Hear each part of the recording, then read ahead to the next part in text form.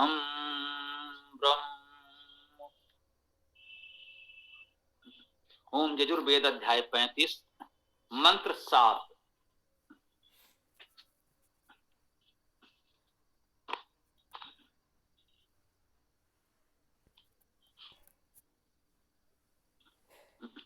ओम परम मृत्यो अनुपरायि पंथाम यहते अन्य इतरो देवयानात् चक्षुष्मते शृण्वते ब्रवीम मानः प्रजाम रीरिषो मा उत वीरान।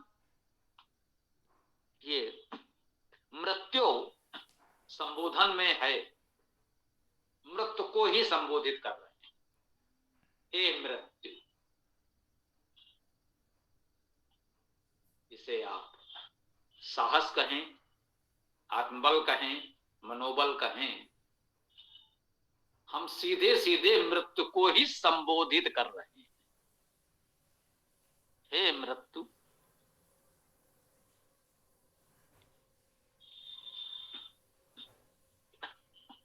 परम अनुपरायि पंथाम याते अन्न इतरो देवयाना। कह रहे हैं हे मृत्यु, ते तुम्हारा ये जो परम पंथाम, ये मार्ग है, पंथ है, तुम्हारे इस परम पंथ को, मृत्यु का पंथ परम पंथ है। शेष सभी मार्ग हम चुनते हैं, बनाते हैं, सोच विचार करके करते हैं कि भाई किधर कैसे चलें।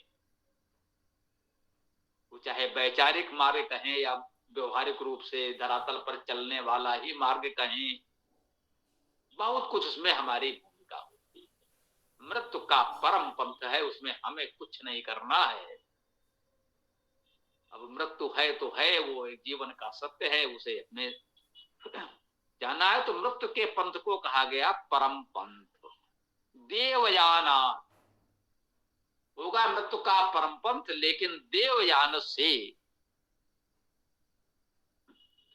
देव भी हम जानते हैं, दिव धातु है, प्रकाश आदि अनेक उत्तम अर्थ हैं। यान में या धातु है, या धातु का अर्थ है चलना, जाना, गति करना, गमन करना। इसी या को या का जा हो गया है, तो हम लोग अपनी वर्तमान लोक भाषा में जा बोलते हैं, जाना। इसी या से बना है अपभ्रंश होकर। बहुत से लोग उच्चारण दोष के कारण यमुना को जमुना, योजना को योजना बोलते हैं, सुना होगा। तो वैसे ही या का जा बोला जाने लगा। अब यही है कि चूंकि अब अधिकांश लोग या को जा बोलने ही लगे, तो अब मान लिया गया कि इस भाषा में जाना क्रिया होती है। क्रिया तो मूलतः या ही थी संस्कृत में, उसी को उच्चारण दोष से अपभ्रंश होकर के जा बोलने लगे। अब कोई व्याकरणाचार्य नहीं कह सकता नहीं सब लोग जा बोलो, जा मत बोलो। किस किस को जाकर समझाएगा बेचारा कोई व्याकरणाचार्य या सरकार या कोई भी। अब सब लोग बोल रहे हैं तो बोल रहे हैं। संस्कृत में हम अलग से पढ़ते हैं कि यहाँ पर धातु आपकी या है, अच्छा हो संस्कृत बोले तो वहां या का ही प्रयोग करें। लेकिन अब लोग व्यवहार में जो चल गया सो चल गया, उसमें क्या कर सकते हैं हम। तो यही कहा देवयानात, देवयान से, या धातु है, उसमें ये ना जो लगा है यही प्रत्यय है। तो देवयानात अर्थात देवयान से, दिव्य यान से, देवों के यान से, इतरो इतर, इतर अर्थात अन्य हम लोग जानते हैं, अन्य इसके पश्चात पुनः कह दिया गया यहीं पर, याते अन्य इतरो देवयानात, ये देवयान से इतर अन्य है। कह रहे हैं हे मृत्यु, जो तुम्हारा पंथ है ये देवयान से इतर, जो देवों का मार्ग है, जो देवों का यान है, जिससे देवगण चलते हैं, ये उससे कुछ अलग है। परम पंथ है, हम स्वीकार करते हैं, उस पर हमारा बस नहीं चलता, परंतु ये देवों के मार्ग से अलग है, इतना तो हम अनुभव कर पा रहे हैं। परा अनुईहि, इसके परे अनुईहि, अनु उपसर्ग है, अनुसरण करना, अनुकूल होना, पीछे चलना आदि के अर्थ में यह अनुपसर्ग आता है। अनुसार का अर्थ भी यही, अनुसरण करना भी उसी से बना। अनुसार और अनुसरण देखिए उपसर्ग धातु सब एक ही है तो अर्थ भी एक ही होगा। ई धातु है जिसका अर्थ चलना, गति करना, गमन करना आदि है, एक ही अर्थ है। इह का अर्थ हुआ चले, चलिए। अनु ये का अर्थ हुआ अनुसरण करते हुए चलें, अनुसरण करते हुए आए।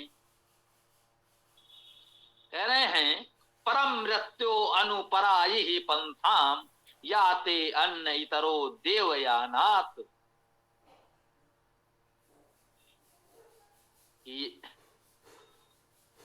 ये मृत्यु का पंथ कह रहे हैं, हे मृत्यु जो तुम्हारा परम पंथ है ये देवयान से अलग है, तो अनुसरण करते हुए चलो देवयान का। मृत्यु से ही कहा जा रहा है कि तुम देवों के मार्ग का अनुसरण करो, क्योंकि किसी अन्य मार्ग से हम तो जाने से रहे। मृत्यु का मार्ग कितना ही परम हो, लेकिन हम वेद के उपासक साधक हैं, परमेश्वर के उपासक हैं, मृत्यु के सत्य को तो अस्वीकार नहीं करते, परंतु मृत्यु भी हमारे साथ मनमानी नहीं कर सकती। हम देव मार्ग के पथिक हैं तो मृत्यु के ओर भी जाएंगे, मृत्यु के साथ भी जाएंगे, तो जाएंगे हम देवयान से ही। कह रहे हे मृत्यु तुम भी हमारे इसी मार्ग का अनुसरण करो।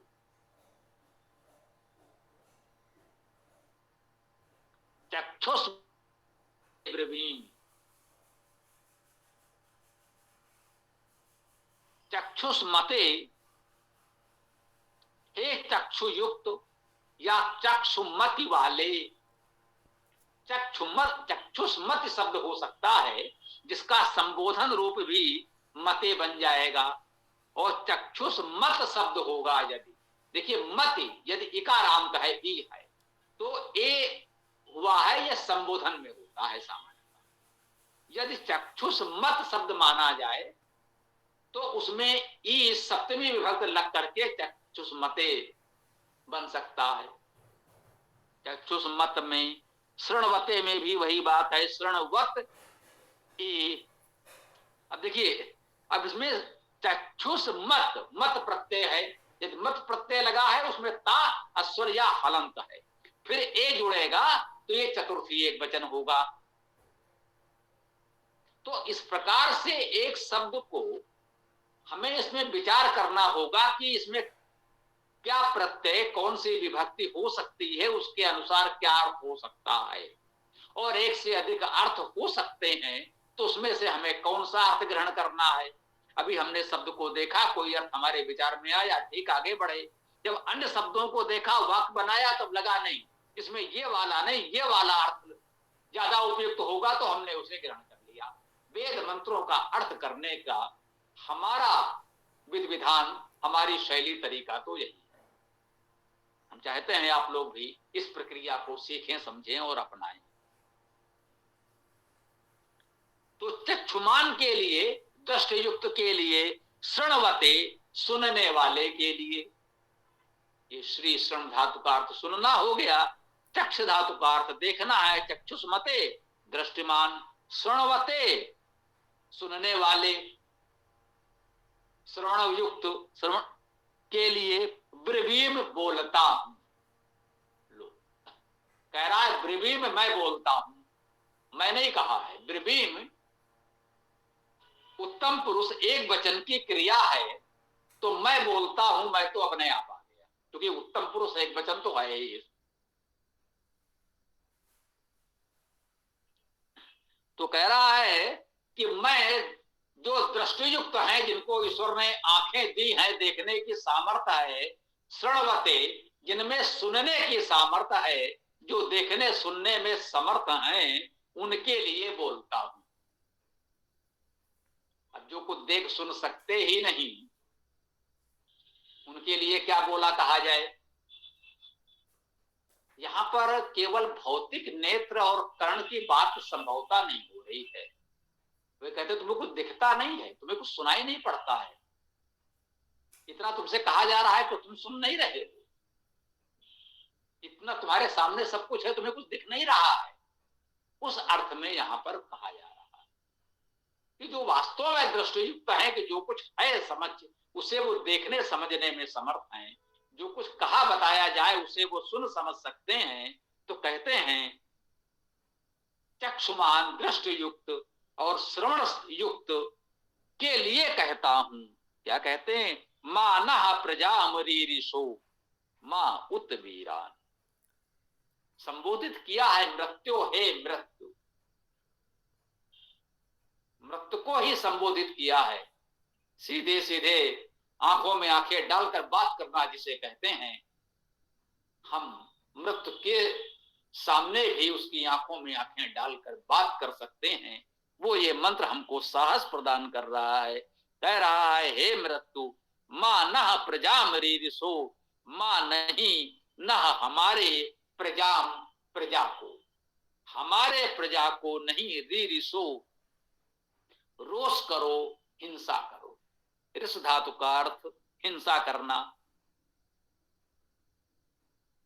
कह रहे हमारे प्रजा की हिंसा मत करना।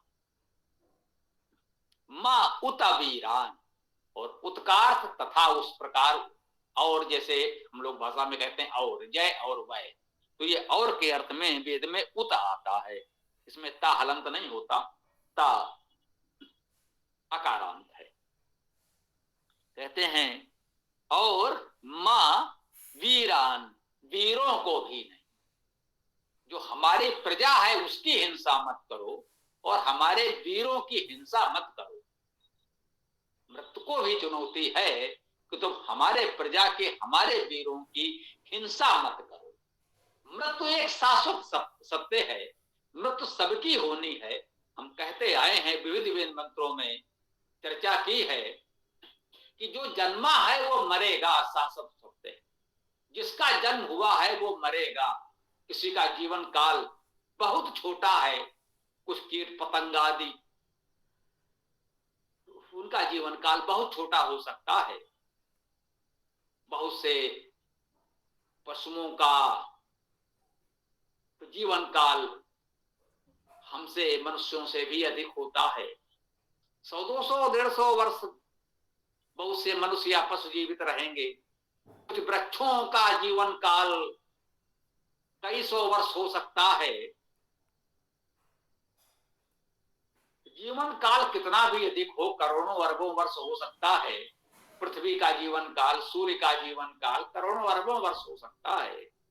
परंतु जन्म हुआ है सूर्य का, जन्म हुआ है पृथ्वी का, तो मृत्यु तो इनकी। तो ये तो शाश्वत सत्य है, उसे नकारा नहीं जा रहा है, संबोधित किया है हे मृत्यु। मृत्यु तो आनी, लेकिन हमारे कर्म, हमारे विचार सकारात्मक हैं तो हम उससे भयभीत नहीं हैं। उससे कह रहे हैं जो देव मार्ग है हम जाएंगे, उसी से मृत्यु को भी प्राप्त होंगे। तो इसी देव मार्ग से हंसते खेलते मुस्कुराते हुए मृत्यु का भी वर्ण कर लेंगे। हम किसी इतर मार्ग से नहीं जाएंगे, किसी अन्य इतर मार्ग से नहीं जा रहे हैं। और कह रहे हे मृत्यु, तुम हमारी प्रजाओं को, हमारे वीरों की हिंसा नहीं कर सकते। मृत्यु तो होनी है, हिंसा करने का भाव यहाँ हमारे विचार से अकाल मृत्यु, अकारण दुर्घटना की मृत्यु से ग्रहण कर सकते हैं। जब आयु पूर्ण होगी तब तो सभी मृत्यु को प्राप्त होंगे। परंतु यदि हम देवयान के पथिक हैं, देवों के मार्ग पर चल रहे हैं, तो मृत्यु ही अकारण अचानक हमारी हिंसा नहीं कर सकता।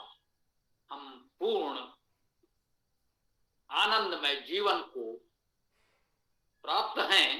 अपना जीवन काल इसी प्रकार से आनंदमय व्यतीत करते हुए, जो प्राकृतिक सत्य है, एक समय अपना जीवन पूर्ण करके हम मृत्यु का आलिंगन कर लेंगे।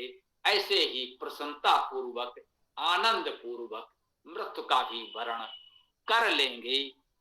इस उत्तम भाव साहस को इस मंत्र से हम ग्रहण करते हैं। अब आप लोग अपने प्रश्न विचार रख सकते हैं।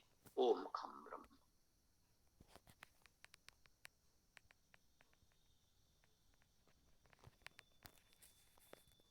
स्वामी जी, मैंने एक जगह पढ़ा है कि 3 प्रकार के मार्ग होते हैं, देवयान मार्ग, पितृयान मार्ग और मृत्यु का मार्ग। तो इसमें से मृत्यु के मार्ग को और पितृयान मार्ग को जो है उनका बार बार पुनर्जन्म होता है, और जो देवयान मार्ग वाले हैं उनका जो है पुनर्जन्म नहीं होता। तो ये देवयान मार्ग क्या है, इसको थोड़ा समझा दीजिए। हम तो देवयान यही कह सकते हैं, तो देवयान मार्ग नहीं कहना चाहिए, यान का तो अर्थ ही मार्ग हो गया, या अर्थ जाना। तो जो देव मार्ग है, जो देवयान है, दिव्यता के अनुकूल है। अब अपना दिव्य जीवन जिए, जो वैदिक मार्गदर्शन है उसके अनुसार हम अपना जीवन जिए, यही देवयान है, यही देव मार्ग है। और इसके अतिरिक्त कोई मार्ग होता है, हमें उसकी जानकारी नहीं है। जब किसी वेद मंत्र में आएगा तब अन्य की भी चर्चा कर लेंगे। देव मार्ग तो यही हमको अब तक पढ़ने में आया है कि अपना जीवन सकारात्मक रूप से लोगों के लिए अच्छा सोचें, अपने लिए अच्छा सोचें, वेद का स्वाध्याय करते रहें तो मन भ्रमित नहीं होगा, सही जानकारी मिलती रहेगी, हमारा जीवन सही दिशा में अर्थात देव मार्ग पर, देवयान पर चलता रहेगा। और हम इसी प्रकार से आनंदमय जीवन जीते हुए आनंद पूर्वक मृत्यु का भी वर्ण कर लेंगे। इस मंत्र ने तो हमको अभी तक यही सिखाया है। अन्य बातें काल्पनिक हो सकती हैं, आपने कहाँ पढ़ी हैं, कहाँ से आई हैं, उसकी चर्चा हम कर नहीं सकते। हम उतनी ही चर्चा करेंगे जितना हमारे वेद मंत्र में होगा। धन्यवाद स्वामी जी। आचार्य जी नमस्ते। आचार्य जी बहुत अच्छे से आपने मंत्र की व्याख्या की, वो तो पूरे समझ में आ गया। लेकिन आचार्य जी जब वो आप व्याकरण पढ़ाते हैं तो उसका जितना पढ़ाते हैं उसका 10% समझ में आता है, 10 से 15%। वो हमारी कमजोरी है, पता नहीं क्यों ऐसा। तो हम इसके लिए क्या करें? ये बताइए, कुछ पुस्तकें आप तक पहुंची हैं हमारी कि नहीं अभी? नहीं, मैंने रिक्वायरमेंट आपको भेजी है, वो भी आई नहीं है मेरे पास में। एक तो संस्कृत व्याकरण की, इसके अतिरिक्त आप बताएं तो वो भी मैं मंगा लूंगा। जी जी जी, तो अच्छा है आपने कहा। तो हम सभी से एक अनुरोध कर लें कि जो सक्षम है, समर्थ है, मैं इस पर कह रहा हूँ, बहुत से बच्चे जुड़े हैं, छोटे विद्यार्थी हैं, वे पुस्तक नहीं लगा सकते, तो किसी पर कोई दबाव नहीं है। आप कक्षा में जुड़े रहेंगे तो कुछ तो समझ में आएगा। ये जैसा आपने ही कहा, पुस्तक नहीं है, पूरी बात उतने अच्छे से समझ में ना आए, कुछ तो मिलता है ना, जुड़े रहिए, कोई बात नहीं। लेकिन जो सक्षम है, समर्थ है, वो प्रयास करें कि कुछ पुस्तकें मंगा लें, जितना समर्थ हो, जितने सक्षम हो। एक तो संस्कृत व्याकरण की बात तो कही ही गई है, न्यूनतम बहुत छोटी सी और अल्प मूल्य है। 100 रुपए में डाकघर सहित हम भेज दे रहे हैं, जैसे भी संभव हो पा रहा है। इसके अतिरिक्त जैसे जो हमारा वेदायन है, वो बहुत कह सकते हैं हम लोगों का सबसे महत्वपूर्ण पुस्तक है। चारों वेदों का सार रूप और लघु वेद के रूप में, और एक एक शब्द का बहुत सही तरीके से उसमें सब कुछ बताया गया है। तो वेदायन और ये जो वेद मंत्र व्याख्या इस समय हम लोग कर रहे हैं, ये पुस्तक है यजुर्वेद एकादशी। ये यजुर्वेद एकादशी का भाव है यजुर्वेद के अंतिम 11 अध्याय, यजुर्वेद के अध्याय 30 से 40 तक। तो इसकी तो हम लोग अभी कर ही रहे हैं, तो संभव हो तो ये होना चाहिए। वेदायन तो हमारा मुख्य है कि बुक है, जो भी कह लीजिए, जिस भी नाम दे दें, तो वो तो रहे तो अच्छा ही है। और इस समय जो पुस्तक से पढ़ रहे हैं वो है यजुर्वेद एकादशी, यजुर्वेद के अंतिम 11 अध्याय। इसके कुछ मंत्र वेदायन में हो सकते हैं, परंतु ये 11 अध्याय इसमें पूरे के पूरे हैं, वो तो वेदायन या कहीं नहीं होंगे, वेदभाष्य में होंगे पूरे पूरे। पूरा वेदभाष्य हमारा यजुर्वेद भाष्य किसी के पास है तब तो सब कुछ है ही, कोई बात ही नहीं है। फिर एकादशी की आवश्यकता नहीं है, हम कहेंगे। यदि यजुर्वेद भाष्य नहीं है तो एकादशी ही मंगा ले, संभव हो तो। व्याकरण वेदायन, यजुर्वेद एकादशी, और 2 पुस्तकें हम आपको और कहते हैं। वेदार्थ प्रकाश, उसमें आपको व्याकरण सहित वेदांग पूरा मिलेगा कि वेदांग और उस वेदांग की सहायता से वेद का अर्थ और पाठ करना, वेद का पाठ और अर्थ करने के लिए जो भी जानकारी आवश्यक है वेदार्थ प्रकाश में हमने पूरी कर दी है। और धात्वादि कोश है, उससे वेद या सब कुछ आप सारे अर्थ समझ सकते हैं। शब्दकोश भी है, वो तो फिर सूची आपके पास होगी। तो इतने में से जितना संभव हो वेदायन वेदार्थ प्रकाश 2 महत्वपूर्ण सबसे मान लें कि वेदायन और वेदार्थ प्रकाश, ये तो बिल्कुल की मान लें। ये रहेगा तो आपको हमारी बात समझ में ठीक से आनी चाहिए, ऐसा हम अपेक्षा करते हैं, या अब तक का अनुभव है ये भी कह सकते हैं। ये 2 होनी चाहिए, वेदायन और वेदार्थ प्रकाश। उसके पश्चात यदि संभव है तो ये यजुर्वेद एकादशी और धात्वादि कोश या अन्य जो भी आप उचित समझें मंगा लेंगे तो अच्छा रहेगा। ओम। ठीक आचार्य, धन्यवाद। ठीक, बहुत बहुत धन्यवाद।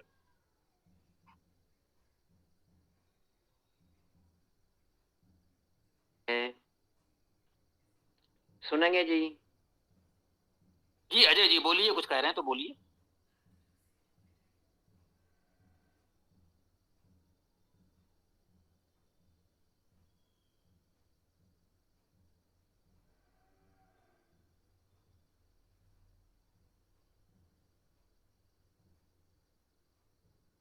जी महोदय, जो भी कहना चाहते हैं बोलिए, आपने हाथ उठाया है, आप ही बोलिए, जिसको जो भी कहना हो कहें।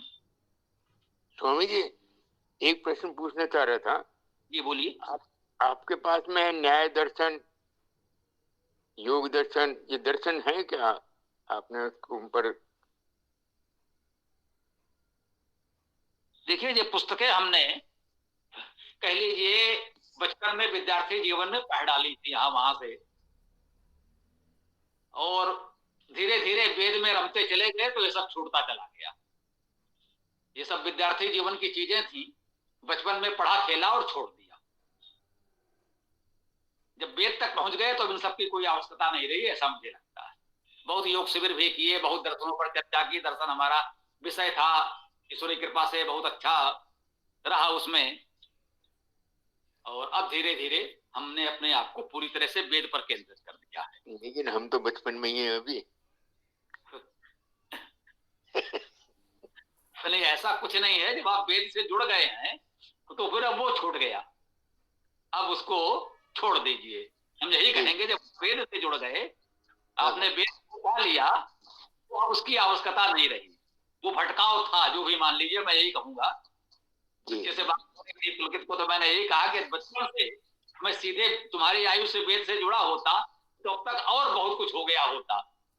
हम योग शिविर करते रहे, दर्शन और जाने क्या क्या प्रवचन, है ना, कविता, साहित्य, जाने कहाँ कहाँ बचपन से लगे रहे। तो वो जो ऊर्जा समय हमारा गया, यदि इन बच्चों की आयु से सीधे वेद में गया होता तो अब तक और भी बहुत कुछ हो गया होता। तुम यही कहेंगे, जो अब वेद तक पहुंच गया है वो बाकी चीजों से मुक्त हो ले, सीधे सीधे आप वेदायन से प्रारंभ करें और जहां तक संभव हो चारों वेद पढ़ लें। बाकी चीजों की अब आवश्यकता नहीं रही। ओम।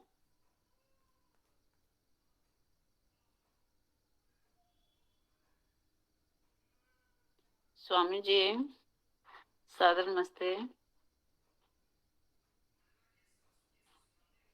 हाँ संतोष जी बोलिए।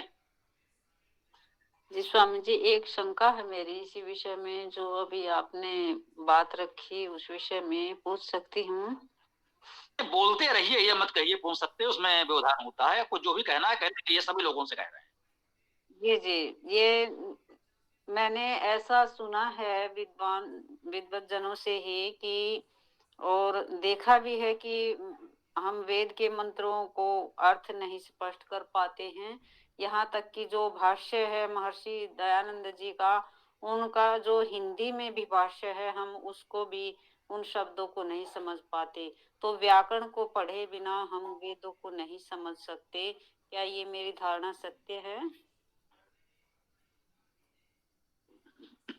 देखिए, अभी आपसे भैया ने कहा कि जो हम लोग यहाँ पर वेद चर्चा कर रहे हैं, वेद मंत्र व्याख्या कर रहे हैं, वो तो पूरी तरह समझ में आ ही रहा है। आपको क्या इससे कुछ अलग अनुभव है? आप हमारे साथ जुड़े हैं, जो वेद मंत्र व्याख्या हम लोग कर रहे हैं, ये आपकी समझ में आ रही है या नहीं? और यदि समझ में आ रही है तो इतना पर्याप्त है। जितनी व्याकरण की आवश्यकता है उतनी हम पढ़ाई दे रहे हैं। ये पुस्तकें मंगा लेंगे जो हमने बताई हैं तो और भी सरल हो जाएगा। इससे अधिक व्याकरण या और कुछ भी पढ़ने की आवश्यकता नहीं है। इतनी व्याकरण पढ़कर आप वेद भाष्य कर सकते हैं, लोगों को वेद पढ़ा सकते हैं, ऐसा मेरा मानना है। ओम। अनुभव है हमारा, जी भी कह सकते हैं। ओम। जी, समझ तो आ रहा है। पढ़ते हैं जब आपकी व्याख्या होती है, आप व्याख्या करते हैं, समझ लेते हैं। लेकिन जैसे कि मूल शब्द होते हैं, किसी का भी कोई मूल धातु होती है किसी भी शब्द की, तो उसमें ये कम समझ आता है कि ये जो है, इससे ये शब्द किस अर्थ में बनता है और क्या प्रत्यय आदि, क्या आगम आदि आके ये शब्द सिद्ध होता है। जैसे कि मैं कल जो है आपको 1-2 शब्द भी बताऊंगी उदाहरण के तौर पर। मेरे सामने भी कठिनाइयां आई थी, मैंने महसूस की थी, मैंने नोट कर रखी हैं कि धातु तो जो है लिखी है कि भाई इस धातु से ये शब्द बनता है, लेकिन उसका पूरा विवरण कि किस प्रकार से ये बनता है, किस अर्थ में बनता है, उसका भी थोड़ा सा अभाव ही रहता है। ये शंका है स्वामी जी मेरी। हाँ, इसको मैं बता देता हूं। ये मान लें, हमने एक बात कही है, अनिवार्य जितना है, उपसर्ग और धातु हमने स्पष्ट कर दी है। धातु का अर्थ भी यहीं का यहीं लिख दिया है। तो जो शब्द का अर्थ बनेगा वो उपसर्ग और धातु से ही बनेगा। अन्य बातों का कोई विशेष लेना देना नहीं होता। अन्य बातें कह सकते हैं थोड़ी सी व्याकरण, जैसे जो हम कह देते हैं कि भाई इस विभक्त में है, इस प्रत्यय में है, ये क्रिया पद है, ये पुरुष वचन है। इतनी सी जानकारी आपके लिए आवश्यक हो सकती है। वो भी जब इतना स्पष्ट लिखा है तो बहुत बड़ी समस्या नहीं है। उसके लिए हमने कुछ पुस्तकें अभी बताई भैया को, तो वो पुस्तकें आप मंगा लेंगे तो बहुत सरलता से सब समझ में आ जाएगा। उतना मतलब वेद का अर्थ करने के लिए, वैदिक शब्दों का अर्थ समझने के लिए इतना पर्याप्त होगा कि आपको उसका उपसर्ग और धातु पता हो तो अर्थ तो निश्चित हो गया, अर्थ उससे अलग भाग के जा ही नहीं सकता। अब विभक्तियां वगैरह सरल संस्कृत व्याकरण में, यदि छोटी सी पुस्तक सरल संस्कृत व्याकरण भी 2 बार आप मन अनमने पढ़ जाएंगे तो उतना आपको स्पष्ट हो जाएगा। फिर अगर आपको कुछ लगा भी तो पुस्तक के पृष्ठ पलट करके भी देख लेंगे कि हाँ भाई इसमें ये कौन सी विभक्ति लग रही होगी। तो इतने से उसकी विभक्ति आदि आपकी समझ में आ जाएगी। शेष हमारा कहना है बहुत कुछ होता है अभ्यास।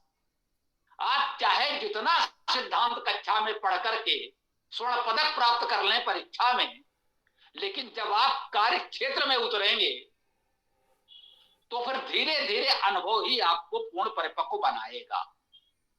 इसे कह सकते हैं कि वाहन चलाने की कला कक्षा में बैठकर चाहे कितने सिद्धांत बता दिए जाएं, वाहन की पूरी संरचना चलाने में क्या क्या आपको करना है सब पढ़ लिया, और पढ़ने के पश्चात आपने परीक्षा दी और उसमें स्वर्ण पदक प्राप्त कर लिया, विशेष योग्यता से परीक्षा उत्तीर्ण कर ली, और उस वाहन पर बैठकर जब आप सड़क पर आएंगे तो चलेगा ना आपसे जब तक सड़क पर अभ्यास नहीं करेंगे। तो जो समझ ले, सैद्धांतिक जानकारी की अपनी एक सीमा, और जितना आवश्यक है उतना हमारे इस सरल संस्कृत व्याकरण पुस्तक में पर्याप्त दिया हुआ है। इतना केवल पढ़ करके, और जैसे हमने बताया कुछ सहायक पुस्तकों के रूप में धात्वादि कोश आपके पास हो और वेदार्थ प्रकाश आपके पास है, तो वेदार्थ प्रकाश और धात्वादि कोश, वेदांत तो हमारा एक तरह से प्रतिनिधि पुस्तक है, हम निवेदन करते हैं, लेकिन जो आपने कही है सैद्धांतिक रूप से इस प्रश्न का उत्तर देना हो, तो मैं कहूंगा आपको केवल और केवल 2 पुस्तकें चाहिए। धात्वादि कोश, हमारा वैदिक धात्वादि कोश और वेदार्थ प्रकाश, केवल 2 पुस्तकें आपके पास हों और थोड़ा सा विवेक का प्रयोग करें। वेद के सभी शब्द अपना अर्थ, अपना हृदय खोलकर आपके समक्ष प्रस्तुत कर देंगे, कोई आवरण नहीं होगा। ये मैं पूरे आत्मविश्वास से कह रहा हूं। आप तो बहुत परिपक्व हैं, ये बच्चे आप देखिए जो भी हमारे आपके गोद में खिलाने योग्य आयु में हैं, दूर बैठे हैं अलग बात है, पास में होते तो इनसे हमारा व्यवहार वही होता। इसी शताब्दी में जन्मे बच्चे हैं अधिकांश ये, और वो वेदार्थ कर रहे हैं। और आपको एक बात बता दूं, ये पुलकित जी अभी विद्यार्थी है, हमारे किए में जो आप बता रहे हैं ना भावार्थ वगैरह में कहीं कठिनाई हुई, ये तो कुछ लगा कि उनको उनके मित्रों को समझने में कुछ उतना स्पष्ट नहीं है, तो उसमें संशोधन परिमार्जन करके प्रस्तुत कर रहे हैं। ये नन्हे नन्हे बच्चे 1 वर्ष से हमारे साथ इस वेद कक्षा में जुड़े हैं और वो हमारे लिखे में संशोधन परिमार्जन करने की स्थिति में आ गए हैं। इसे मैं गर्व से कहता हूं। यदि हमसे कहीं कुछ भूल चूक रह गई हो कि मैंने लिखा है, ये तो पढ़ने वाले तय करेंगे ना कि उनके लिए इसे और अच्छा कैसे बनाया जा सकता है। तो ये बच्चे उसको और अच्छा बनाने की स्थिति में आ गए हैं। इन्होंने कहीं संस्कृत नहीं पढ़ी, इन्होंने कहीं वेद नहीं पढ़ा, कभी गुरुकुल नहीं गए, और केवल बस यही थोड़ी देर की कक्षा में ऑनलाइन जिसी पर हमारे साथ जुड़ते हैं 1 वर्ष हुआ है। तो इससे